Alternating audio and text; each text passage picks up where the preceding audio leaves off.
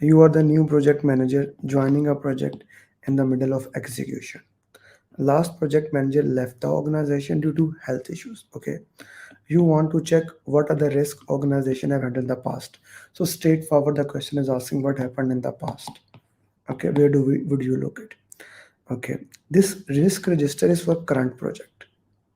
Nadesh, this is for current project, not for the past project. Project charter is for current project. Okay, lesson learned register, again it is for current project. Current, that will be in future. You want to see past, that will be in OPS. What will be happening in the OPS? So B will be your right answers. You missed.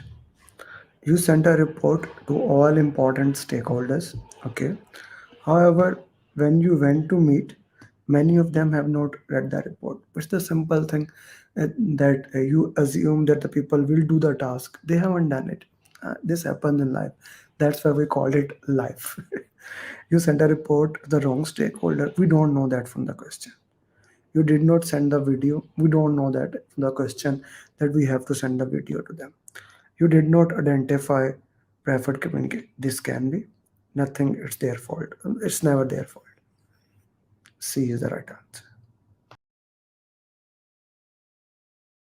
Schedule variance is earned value minus planned value. We need to know that. Okay, we want to calculate what is the schedule variance.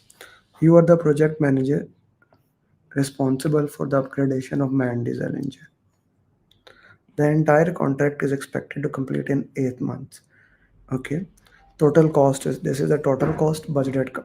4 months have passed, mean 50%. So 50% is 500,000 and have passed and has been spent. This is actual cost. 40% is this. So 40 minus 50. So that is straightforward. A would be the answer. Okay. Neil, you are minusing 400,000. That is actual cost, brother. The we are talking about cost variance, and we are not talking about cost variance, brother. We are talking about schedule variance. The formula for schedule variance is earned value minus planned value. I hope that makes sense to you, Neil. Is it clear? Put in the chat box, please. What is the difference between them? Let's say we put delivery here, and let's put scope here. Okay, if your scope is fixed and if your delivery is single, we use predictive.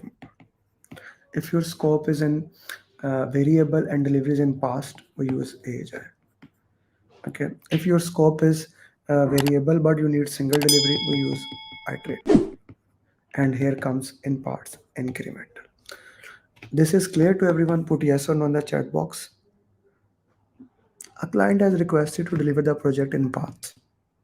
Waterfall got eliminated from there.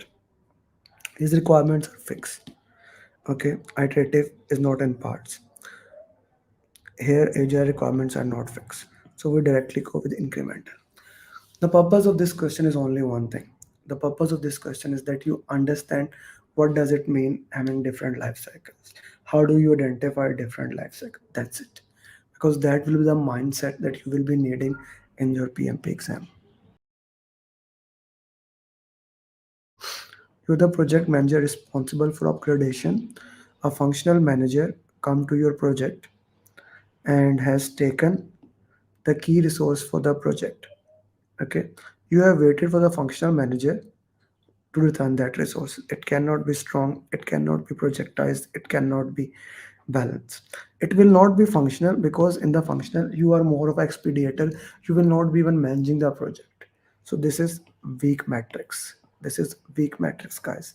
The answer is C, C, C. The CEO project was deeply involved at the start of the project as this was one of the riskiest project.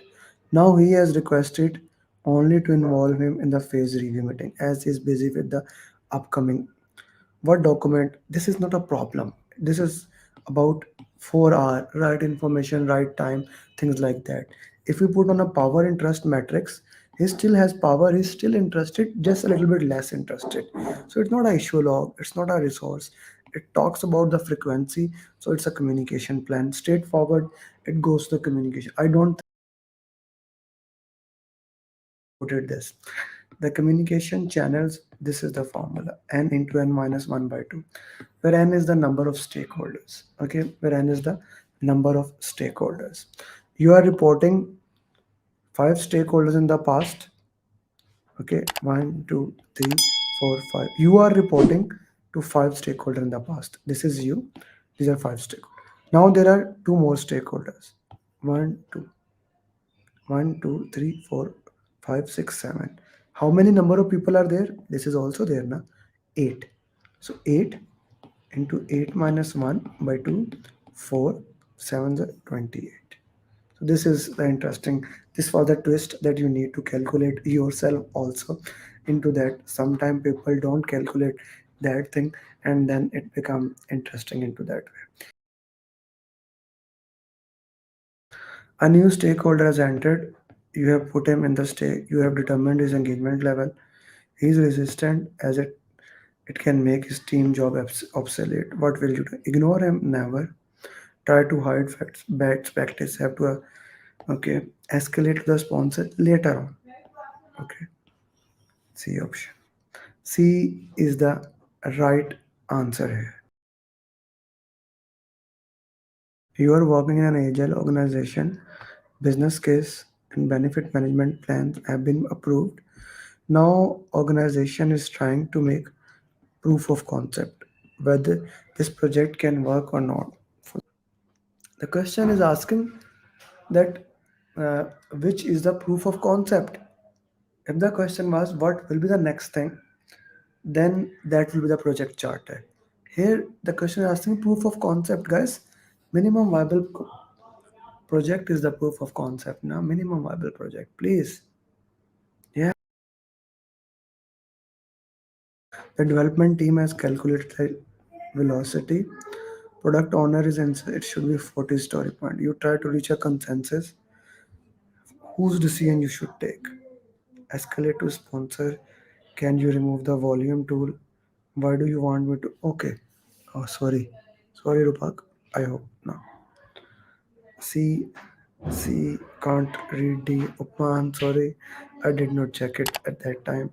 Okay. C. Being a scrum master for the relationship with the team. Okay. So let's go with the option D. Ask them to resolve this issue by themselves. No. Once the issue is escalated, I don't think so. We should ask them. D is eliminated. Escalate to sponsor, yes, but we don't escalate to sponsor. It is a last resort, Pradeep. Take product owner side.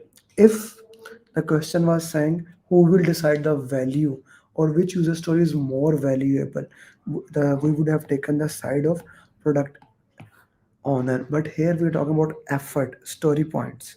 So we will go to the team. C will be the right answer. It's an interesting concept to master. You need to understand that. We need to look into that. Okay.